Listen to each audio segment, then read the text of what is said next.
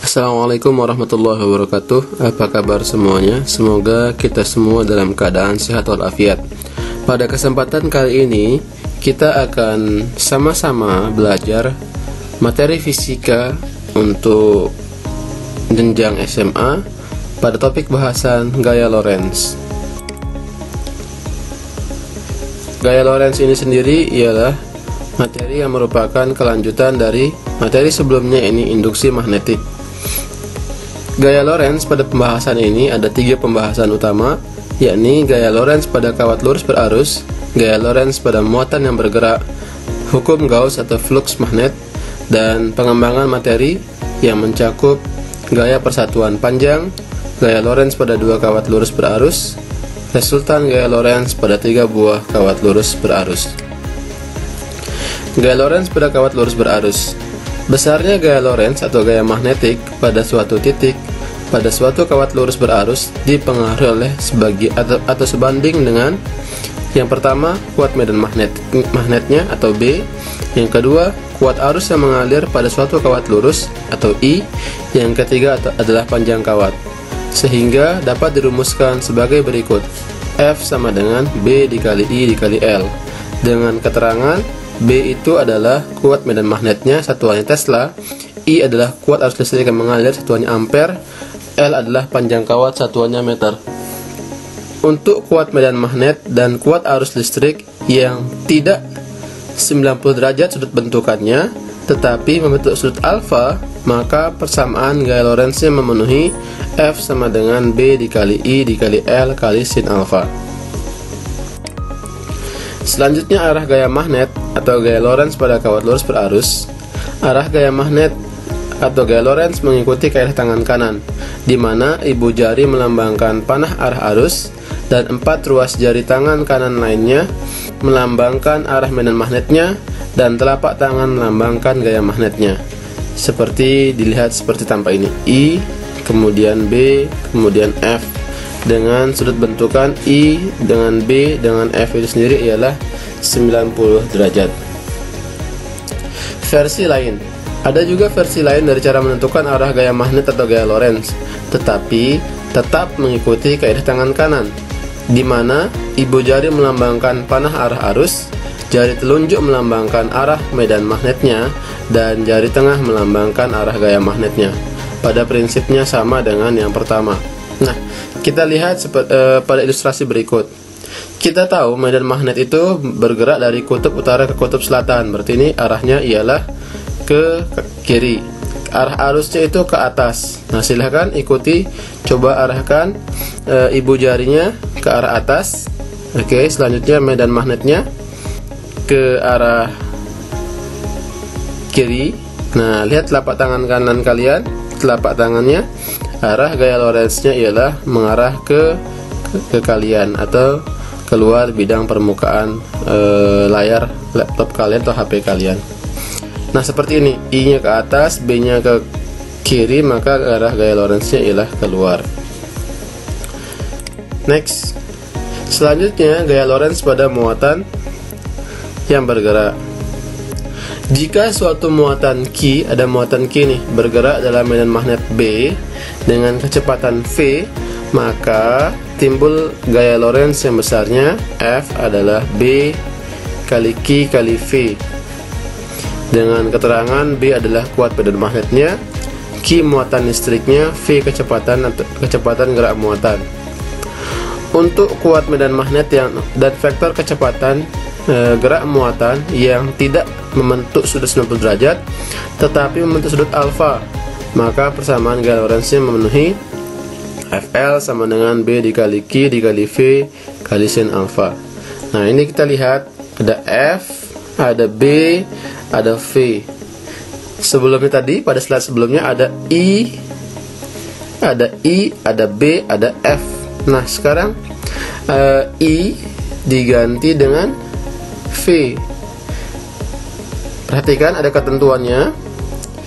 I ini akan, atau V ini akan searah dengan I atau searah dengan ibu jari kita, V nya ini, jika muatannya positif.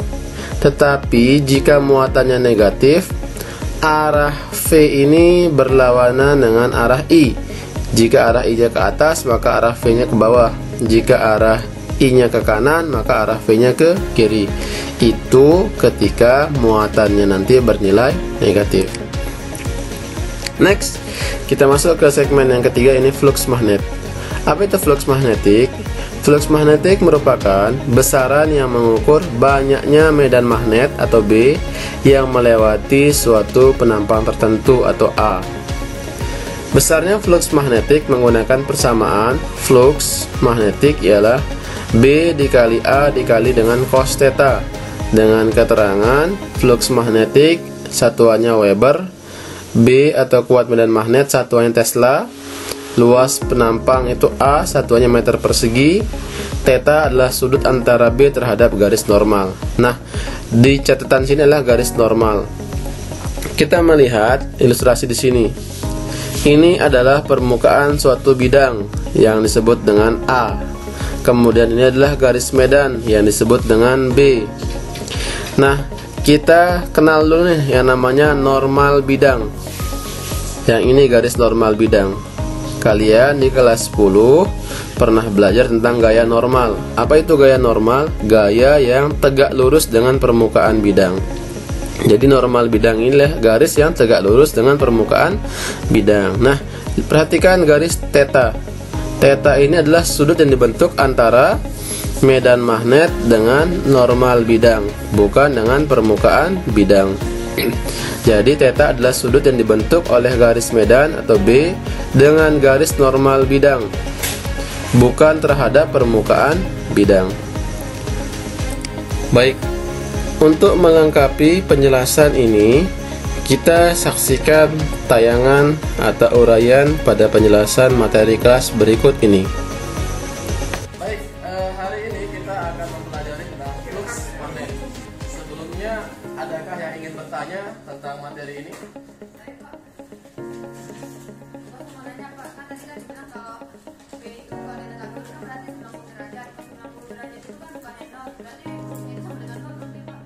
Oh baik, terima kasih. Pertanyaan yang bagus dari Sarah. Ya. Dalam flux magnetik kita mengenal, bisa di next. Ada dua model persamaan. Yang pertama B dikali A, di mana B itu adalah medan magnetiknya atau medan listriknya. Kemudian A itu adalah luas permukaan bidang. Lalu ada juga yang menggunakan persamaan B dikali A dikali cos theta, di mana theta ini adalah sudut yang perlu kita perhatikan terhadap acuannya. Sekali lagi, theta ini kita perlu perhatikan terhadap acuannya. Guru berikan ilustrasi. Misalnya bidang permukaan kertas ini adalah bidang yang nanti kita anggap sebagai luas permukaannya. Lalu, yang perlu kita ketahui, bidang ini memiliki titik normal atau normal bidang yang nilainya atau besarnya tegak lurus terhadap permukaan bidang. Seperti kita ketahui dan bahas, gaya normal itu gaya yang tegak lurus dengan permukaan bidang. Lalu, ketika garis medan datar, baik itu medan magnet atau medan listrik, maka di sini terdapat dua titik sudut, yakni sudut terhadap permukaan bidang dan sudut terhadap normal bidang. Nah, definisi dari theta ini sendiri adalah sudut yang dibentuk antara medan magnet dengan normal bidang, bukan terhadap permukaan bidang. Ketika dikatakan dalam soal medan magnet menembus tegak lurus itu berarti definisinya ialah dia menembus langsung ke permukaan bidang ini, dan sudut yang dibentuk antara medan magnet dengan normal bidang adalah 0 derajat. Sehingga cos 0 akan bernilai 1 atau persamaannya menjadi B kali A. Perhatikan di macam-macam soal ada pola jebakan, yakni dalam kalimat soal ada yang istilahnya permukaan bidang dan normal bidang. Kalau dibahasakan tegak lurus dengan permukaan bidang, kalau tegak lurus dengan permukaan bidang, maka sudutnya adalah 0 derajat. Tapi kalau dikatakan sejajar dengan permukaan bidang, maka sudut yang dibentuk adalah 90 derajat. Cos 90 itu sama dengan 0. Maka ketika kita melihat seperti ini, tidak ada garis medan yang menembus permukaan bidang. Bahasa lain tidak ada adalah 0. Berarti fluksnya akan bernilai 0. Kita ulangi sama-sama. Sudut yang digunakan acuannya terhadap normal bidang, bukan terhadap permukaan bidang. Perlahan-lahan, ketika sudut yang dibentuk adalah 60 derajat terhadap permukaan bidang, maka sudut yang kita gunakan adalah 30 derajat. Betul, sisanya 90 derajat dikurangi 60 derajat sama dengan 30 derajat. Karena sudut yang digunakan acuannya terhadap normal bidang, bukan terhadap permukaan bidang. Jika dibahasakan garis medan membentuk sudut 45 derajat terhadap normal bidang, maka langsung digunakan juga 45 derajat. Kebetulan sama juga ya. Jadi sekali lagi, sudut acuannya ialah terhadap normal bidang, bukan terhadap permukaan bidang. Oke, kita sudah menyaksikan bagaimana pembahasan tentang flux magnetik dalam materi kelas. Selanjutnya, kita beranjak ke pengembangan materi yang akan mengulas tentang 1. Gaya persatuan panjang atau F per L, 2. Gaya Lorentz pada 2 kawat lurus sejajar, 3. Resultan gaya Lorentz pada 3 buah kawat lurus berarus. Untuk membahas pengembangan materi ini, sebagai prasyarat, mari kita ingat kembali induksi magnetik yang dirasakan suatu titik akibat suatu kawat penghantar berarus listrik dialir arus listrik sehingga timbul medan magnet yang besarnya adalah B sama dengan mu 0 dikali I per 2 pi A. Ini menjadi prasyarat materi. Baik, kita akan masuk ke pengembangan materi dengan menyaksikan tayangan video berikut ini. Baik, pada kesempatan kali ini kita akan bahas gaya antara dua kawat sejajar berarus. Seperti kita ketahui dalam konsep induksi magnetik, pada kawat lurus pada suatu titik, misalnya titik yang ada titik P, pada pembahasan sebelumnya dari induksi magnetik kawat lurus yang berjarak A, maka induksi magnetik yang ditimbulkan sebesar B sama dengan mu 0 kali I per 2 pi A. Lalu pada gambar ini kita melihat ada dua buah kawat lurus yang dialiri arus. Artinya di titik P terdapat kawat lurus yang dialiri arus, sehingga akan timbul gaya magnetik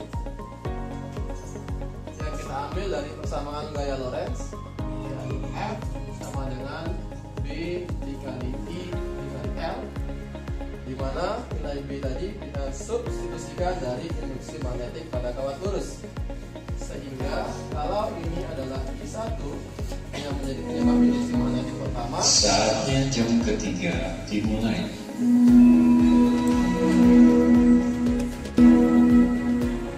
Sedangkan kawat lurus yang satunya lagi kita beri sebuah I2 yang menjadi penyebab di sini, maka kita substitusikan sekali lagi persamaan induksi magnetik timbulkan kawat satu dalam persamaan gaya Lorentz, sehingga F sama dengan rumuskan mu 0 dikali I1 per 2 pi A dikali I2 dikali F, atau sama aja menjadi mu 0 kali I1 kali I2 per 2 pi A dikali F. Inilah gaya Lorentz yang ditimbulkan oleh dua kawat lurus sejajar berarus. Lalu dalam soal sering juga ditanyakan pembahasan tentang gaya persatuan panjang. Maka kita singkat dengan istilah F per L. Sederhana saja, kalau kita melihat persamaan ini, maka gaya persatuan panjang yang ditimbulkan atau FPL-nya adalah mu0 kali I1 kali I2 per 2IA. Nah, di sini ada ketentuan, bisa di next. Ada ketentuan jika arah arus pertama dan kedua searah, maka gaya yang ditimbulkan bersifat tarik-menarik. Sebaliknya, jika arus antara kawat satu dan kawat yang kedua berlawanan arah, maka gaya yang ditimbulkan bersifat tolak-menolak. Lalu, bagaimana contoh pembahasan soalnya? Kita lihat dalam pembahasan berikut. Kami akan langsung menyampaikan untuk soal HOTS, yakni hubungan dua kawat lurus, tetapi di sini disajikan dalam 3 buah kawat lurus berarus. Kita tinjau soalnya bersama. 3 utas kawat dengan panjang, berarti di sini adalah L. Kita tulis perlahan-lahan, diketahui L sama dengan 25 cm atau 25 dikali 10 pangkat min 2 meter.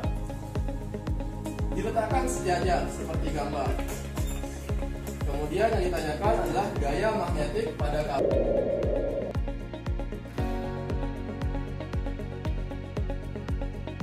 yang kedua, atau ditanyakan adalah F2.